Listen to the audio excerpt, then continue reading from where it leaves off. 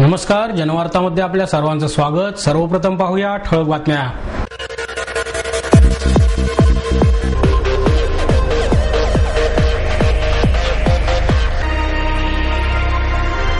स्वतंत्र देश समाजामध्ये राहत असूनही दोन बंदूकधारी पोलीस घेऊन फिरावे लागणे ही लाजिरवाणी गोष्ट आहे। प्रसिद्ध अभिनेते अमिताभ बच्चन यांचं प्रतिपादन। चतुःशृंगी पोलीस स्टेशन आणि जनवाडी मस्जिद ट्रस्टच्या वतीने रोजा इफ्तार कार्यक्रमाचे आयोजन। सजग नागरिक मंचाच्या वतीने आयोजित फसवणूक करणाऱ्या बिल्डरांविरुद्ध फ्लॅट धारकांनी करावयाच्या फौजदारी कायद्याचा वापर या विषयावरील चर्चासत्राचे आयोजन। आम्ही कोणाचाही एन्काउंटर केलेला नाही असा दावा ग्रामीण पोलीस अधीक्षक संदीप कर्णिक यांनी केला आहे। मावळमध्ये शेतकऱ्यांच्या आंदोलनादरम्यान झालेल्या गोळीबारात मृत्युमुखी पडलेल्या आंदोलनकर्त्यांच्या मृत्यू प्रकरणी स्पष्टीकरण देण्यासाठी आयोजित पत्रकार परिषदेत कर्णिक बोलत होते। पुणे मुंबई एक्सप्रेस हायवेवर झालेल्या गोळीबारात मोरेश्वर साठे याचा एन्काउंटर पोलिसांनी केला नसल्याचा दावा कर्णिकांनी केला।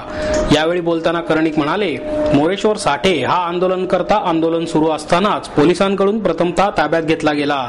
त्यानंतर साठे हा पुन्हा पोलिसांच्या ताब्यातून सुटून आंदोलनकर्त्यांमध्ये सामील झाला। त्यामुळे प्रसार माध्यमांमध्ये दाखवल्याप्रमाणे पोलिसांनीच मोरेश्वर साठेचा एन्काउंटर केला अशा बातम्या चुकीच्या आहेत। प्रत्यक्षात या आंदोलनकर्त्याने दगडफेकीत पोलिसांची व्हॅन जाळण्यात सक्रिय सहभाग घेतल्याचे चित्रणात दिसत असल्याचे त्यांनी सांगितले। ते पुढे म्हणाले, या घटनेप्रमाणे आंदोलनामध्ये फायरिंग चालू होण्याच्या काही वेळापूर्वी नवनाथ पंगारे राहणार खेड शिवापूर हे हायवेवरून येत असताना पुण्याकडून मुंबईकडे जाणाऱ्या एका सिल्व्हर इंडिगोने त्यांच्या दिशेने गोळीबार केला। त्यांच्या डाव्या पायाच्या मांडीतून गोळी आरपार जाऊन उजव्या पायाच्या मांडीत घुसली। याचा जबाब पंगारेंनी त्याच दिवशी लोणावळा पोलिसांकडे दिला असल्याचे त्यांनी सांगितले। त्याचप्रमाणे पोलिसांनी गोळीबार केल्याने खरंच किती आंदोलनकर्ते मरण पावले आणि किती जखमी झाले हे न्यायालयीन चौकशीनंतरच कळेल असंही त्यांनी सांगितले। प्रत्यक्षात 6 ऑफिसर्सनी 51 बुलेट्स फायर केल्या असून त्यातील 34 रबर गोळ्या आहेत। उर्वरित गोळ्या या नेहमीच्या बुलेट्स आहेत। त्यामुळे प्रत्यक्षात रबर बुलेट्सचा वापर अजून जास्त प्रमाणात करणे अपेक्षित असतानाही नेहमीच्या बुलेट्सही वापरल्याने पोलिसांचा एन्काउंटर न केल्याचा दावा फोल ठरू शकतो असा अंदाज सर्वत्र व्यक्त केला जात आहे। याच्यामध्ये असं आहे, तो माणूस जो पोलीस घेऊन गेलेले आहेत त्याच्यानंतर किंवा त्या दरम्यानच मॉब कडून हल्ला झालेला आणि दगडफेक झालेली। त्यानंतर पोलीसच्या गाड्यांच्या आतमध्ये काही पोलीसवाले होते की ज्यांच्या गाड्या पब्लिकनी उलट्या केलेल्या आहेत। त्यामुळे पोलीसच्या गाडीवर काही होण्याचं म्हणजे आपण जर म्हणाल तर तसं मॉबचं नियंत्रण त्यांच्यावर कंट्रोल मॉबचं आहे। आणि तो माणूस आपल्याला त्या ह्याच्यामध्ये दिसतोय तो त्याच वेळेला असा वगैरे करून जो सुटून येतोय तो सुटून आलेला आहे आणि त्या लोकांना मिळालेला आहे। जे लोक गाडी उलटी करत होते किंवा आंदोलन करत होते त्यांना तो मिळालेला आहे। स्वतंत्र देश आणि समाजामध्ये राहत असूनही दोन बंदूकधारी पोलीस घेऊन फिरावे लागणे ही एक लाजिरवाणी गोष्ट आहे असे प्रतिपादन प्रसिद्ध अभिनेते अमिताभ बच्चन यांनी केले। अशा शब्दात चित्रपट सृष्टीचे शहंशाह अमिताभ बच्चन यांनी सिम्बायोसिस आंतरराष्ट्रीय विद्यापीठाच्या विद्यार्थ्यांशी संवाद साधला। कॉलेज कॅम्पसवर आधारित आरक्षण या चित्रपटाच्या प्रमोशनसाठीच हा दौरा असल्याने आरक्षणच्या विविध पैलूंवर मतमतांतरे व्यक्त करण्यात आली। आरक्षणचे दिग्दर्शक प्रकाश झा, अभिनेत्री दीपिका पदुकोण, प्रतीक बब्बर यावेळी उपस्थित होते। प्रवेश प्रक्रियेत नेहमीच अडथळा ठरणाऱ्या आरक्षण कोटा हा विद्यार्थ्यांसाठी अत्यंत संवेदनशील विषयावर भाष्य करताना बच्चन म्हणाले, 7 वर्षांपूर्वीच प्रकाश झा यांनी आरक्षणच्या विषयाचा अभ्यास सुरू केला होता। आरक्षणाची मूळ व्यवस्था नक्की काय आहे, ते कोणासाठी आहे या सगळ्याच मुद्द्यांवर चित्रपटात चर्चा करण्यात आली आहे। सेन्सॉर बाह्य सेन्सॉरशिप बद्दल नाराजी व्यक्त करताना बच्चन म्हणाले, लोकशाहीत आपण सर्वोच्च न्यायालयाचे आदेश पाळले पाहिजेत। आरक्षण ही सुद्धा समानतेच्या दृष्टीने केलेली एक व्यवस्थाच आहे। त्यामुळेच त्यांच्यासह सेन्सॉर बोर्डाचाही आदर राखणे गरजेचे आहे। एकीकडे भारताच्या विविध क्षेत्रांमध्ये विकास होत आहे तर दुसरीकडे मूलभूत सोयी सुविधांची वानवा आहे। अशा आपल्या देशात समाजातील आर्थिक सामाजिक दरी भरण्यासाठी समानतेवर भर देणे आवश्यक आहे। त्यासाठी आरक्षण हा समाजातील चर्चेचा मुद्दा या चित्रपटाचा मूळ विषय करण्याचे ठरवले असे प्रकाश झा यांनी यावेळी सांगितले।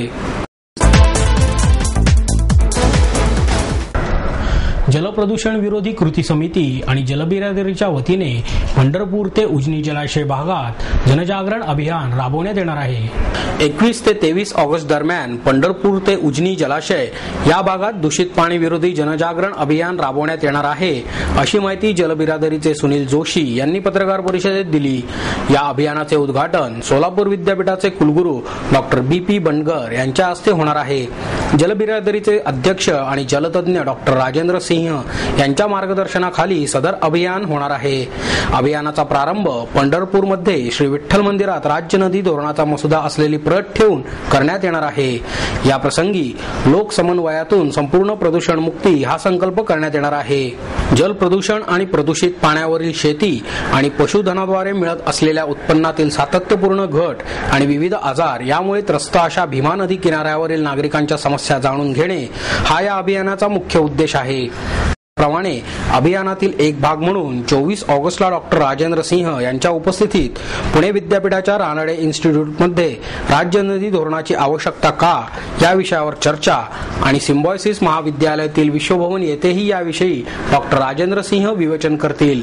यावेळी जलप्रदूषण रोखण्यासाठी काम करणाऱ्या महिलांचा नीर नारी नदी या पुरस्काराने सन्मान करण्यात येणार आहे. या पुरस्काराने राम नदी प्रदूषणमुक्त चळवळीच्या प्रणेत्या इंदू गुप्ता, डॉक्टर प्रगती कौशल्य, माधुरी सहस्त्रबुद्धे, आंबील ओढ्यावर काम करणाऱ्या सुचिता दाते यांचा डॉक्टर राजेंद्र सिंह यांच्या हस्ते गौरव करण्यात येईल, असेही यावेळी जोशी यांनी सांगितले.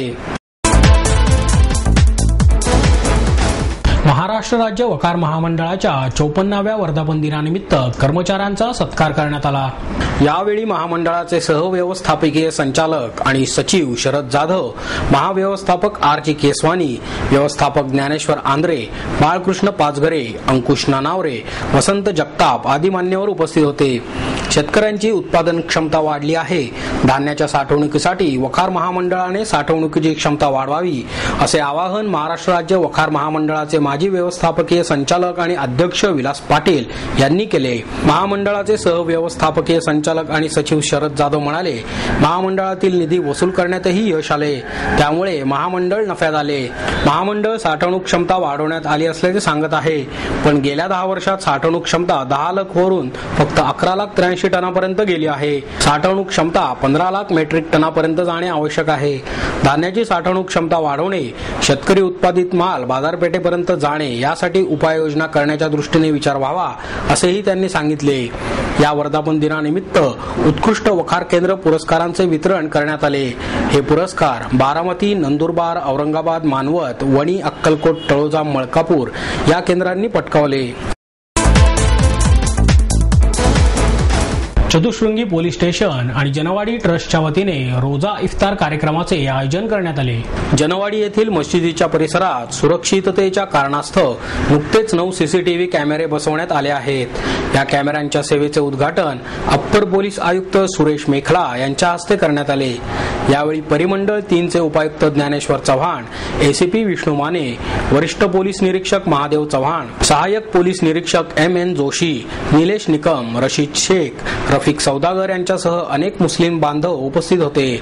अप्पर पोलीस आयुक्त मेखला यांनी या कॅमेऱ्यांच्या कंट्रोल रूमची पाहणी करताना कोटकोटल्या ठिकाणांवर विशेष लक्ष ठेवण्यात यावे याविषयी मोलाचे मार्गदर्शन केले.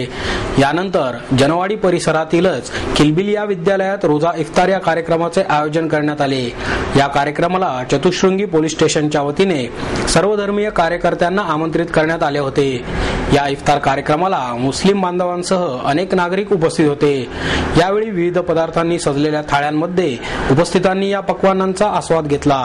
तसेच या कार्यक्रमात अप्पर पोलीस आयुक्त सुरेश मेखला, उपायुक्त ज्ञानेश्वर चव्हाण, पोलीस निरीक्षक महादेव चव्हाण यांच्यासह राजकीय नेते निलेश निकम यांचा महाविद्यालयाच्या मुख्याध्यापकांच्या हस्ते शाल श्रीफळ देऊन सत्कार करण्यात आला.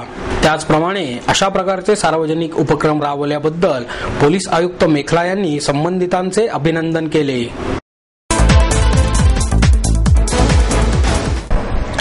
सजग नागरिक मंचच्या वतीने आयोजित फसवणूक करणाऱ्या बिल्डरांविरुद्ध फ्लॅट धारकांनी करावयाच्या फौजदारी कायद्याचा वापर या विषयावरील चर्चासत्राचे आयोजन करण्यात आले. या चर्चासत्रात निवृत्त पोलीस अधिकारी काशीनाथ तळेकर, सुधीर काका कुलकर्णी, विवेक वेलणकर आणि विश्वास सहस्त्रबुद्धे सहभागी झाले. यावेळी बोलताना तळेकर म्हणाले, करारानुसार सुविधा न दिल्यास संबंधित बिल्डरच्या विरोधात महाराष्ट्र ओनरशिप ऑफ फ्लॅट्स ऍक्टनुसार फौजदारी कारवाई करता येते. तसेच सरकारी नमुन्यानुसार करारपत्र न करणे, करारपत्रात मान्य केलेला सुविधा न पुरवणे किंवा फसवणूक याबाबत याच कायद्यानुसार कारवाई होऊ शकते आणि त्यासाठी 3 ते 5 वर्षांपर्यंत शिक्षेची तरतूद आहे, अशी माहिती त्यांनी दिली. पुणे शहर आणि परिसरासाठी 1963 मध्ये हा कायदा लागू झाला, असेही त्यांनी यावेळी सांगितले. बिल्डरनी केलेल्या फसवणुकीबाबत नागरिकांनी फौजदारी कारवाई करावी, असे आवाहन यावेळी करण्यात आले. कंप्लिशन मिळवणे ही बिल्डरची जबाबदारी आहे, असे वेलणकर यांनी यावेळी सांगितले. या संदर्भात ग्राहकांनी FIR नोंदवावा. तो नोंदवण्यास पोलीस स्टेशनमधून नकार दिल्यास पोलीस आयुक्त कार्यालयाशी संपर्क साधावा, असे आवाहन करण्यात आले. फसवणूक करणाऱ्या बिल्डर विरोधात मोफा कायद्यानुसार फौजदारी कारवाई होऊ शकते, असे मत विविध मान्यवरांनी यावेळी व्यक्त केले. महिलांसाठी स्वयंरोजगार निर्माण करण्यासाठी भारतीय जनता पक्षाच्या वतीने सावित्री स्वयंरोजगार मेळाव्याचे आयोजन करण्यात आले, अशी माहिती संयोजक आणि गटनेत्या मुक्ता टिळक आणि महिला आघाडीच्या अध्यक्षा सुनीता चिंतल यांनी पत्रकार परिषदेत दिली. हा मेळावा 19 ऑगस्ट रोजी सकाळी 10 ते दुपारी 2 या वेळेत गणेश कला क्रीडा मंच येथे होणार आहे. मेळाव्याचे उद्घाटन भाजप महिला आघाडीच्या महाराष्ट्र प्रदेशाध्यक्ष अनिता केळकर यांच्या हस्ते होणार आहे. सरकारच्या चुकीच्या धोरणांमुळे दिवसेंदिवस महागाई वाढत आहे. विशेषतः महिला वर्गाला इतर अनेक समस्यांप्रमाणेच आर्थिक परिस्थितीला तोंड द्यावे लागते. त्यामुळे या मेळाव्यामध्ये महिलांसाठी स्वयंरोजगार निर्माण करण्यासाठी मिटकॉन, महापालिकेच्या योजना, केंद्र आणि राज्य सरकारच्या विविध उपक्रमांची माहिती आणि मार्केटिंग संबंधीची माहितीपत्रके आणि तज्ज्ञांचे मार्गदर्शन करण्यात येणार असल्याचे टिळक यांनी यावेळी सांगितले. या मेळाव्यात आमदार पंकजा मुंडे पालवे, माधुरी मिसाळ आणि बचत गट संघटनांच्या माध्यमातून परदेशी मजल मारणाऱ्या सविता सोनवणे उपस्थित राहणार आहेत. देशाचा उज्ज्वल इतिहास जपण्यासाठी प्रत्येकाला नेमून दिलेले काम केल्यास क्रांती घडू शकते, असे प्रतिपादन मराठा चेंबर ऑफ कॉमर्सचे अध्यक्ष अभय फिरोदिया यांनी केले. क्रांती दिनानिमित्त निनाद पुणेच्या वतीने महापालिकेचे उपायुक्त सुरेश जगताप यांना निनाद पुरस्कार अभय फिरोदिया यांच्या हस्ते प्रदान करण्यात आला. यावेळी नगरसेविका शुभदा जोशी, नरेश झुरमुरे आदी मान्यवर उपस्थित होते. घनकचऱ्याचे उत्कृष्ट व्यवस्थापन केल्यामुळे शहरातील कचरा हा ओपन डम्पिंगवरती टाकण्याचे बंद करण्यात ते यशस्वी झाले असून या कार्याबद्दल त्यांना हा पुरस्कार प्रदान करण्यात आला. यावेळी बोलताना जगताप म्हणाले, हा सत्कार माझ्या एकट्याचाच नसून सर्व सहकारी आणि पदाधिकाऱ्यांचा आहे. पुणे शहर स्वच्छ, सुंदर आणि कचरा कंटेनर मुक्त शहर होईल, यासाठी पुढील काळात भरपूर काम करणार आहोत, असेही जगताप यांनी यावेळी सांगितले. प्रास्ताविकात बोलताना जोशी म्हणाल्या, वॉर्डातील काही भागात सकाळी घंटागाडी फिरवून कंटेनरमध्ये पडणारा जवळपास 600 किलो कचरा बंद केला असून तो डम्पिंग रॅम्पवर पाठवला जात आहे. शहरात कागद, काच, पत्रा आदी वस्तू गोळा करणाऱ्या संस्था पदाधिकाऱ्यांचा प्रातिनिधिक स्वरूपात सत्कार करण्यात आला. प्रामुख्याने बेबी मोहिते, डॉक्टर राजेश दिघे, किशोरी गद्रे, अमर पोळ, निर्मला लाठी, ज्योती शहा यांचा सत्कार फिरोदिया यांच्या हस्ते करण्यात आला. सूत्रसंचालन उदय जोशी यांनी केले. यावेळी मन करारे प्रसन्न हा मराठी भक्तिगीतांचा कार्यक्रम रवींद्र खरे, ऋषिकेश बडवे, संपदा थिटे यांनी सादर केला. दिलीप कदम यांच्या कुंचल्यातून साकारलेल्या श्रीकृष्णाच्या चित्रप्रदर्शनाचे आयोजन करण्यात आले आहे. हे चित्रप्रदर्शन 10 ते 16 ऑगस्ट दरम्यान दर्पण आर्ट गॅलरी येथे भरवण्यात आले आहे. मनातील कृष्णाला आपल्या कुंचल्याच्या फटकाराने मूर्तरूप दिलीप कदम यांनी दिले आहे. महाभारत, भगवद्गीता अशा धर्मग्रंथाचा अभ्यास केल्याने भगवान श्रीकृष्णाविषयीची ओढ आणि आस्था वाढल्याने हे रूप साकारण्यात आल्याचे त्यांनी सांगितले. कृष्णाच्या लीला, त्याच्या जन्माचे महत्त्व आणि गूढता, तत्वज्ञान अशा विविध अंगांनी त्याची मांडणी ग्रंथांमध्ये केली आहे. तीच उतरवण्याचा प्रयत्न या चित्रांद्वारे करण्यात आला. अमर चित्रकथा या लहान मुलांच्या मासिकातून या पौराणिक कथांचे चित्रण आणि मांडणी या चित्रात केली आहे. दिलीप कदम यांचे हे 5वे प्रदर्शन आहे.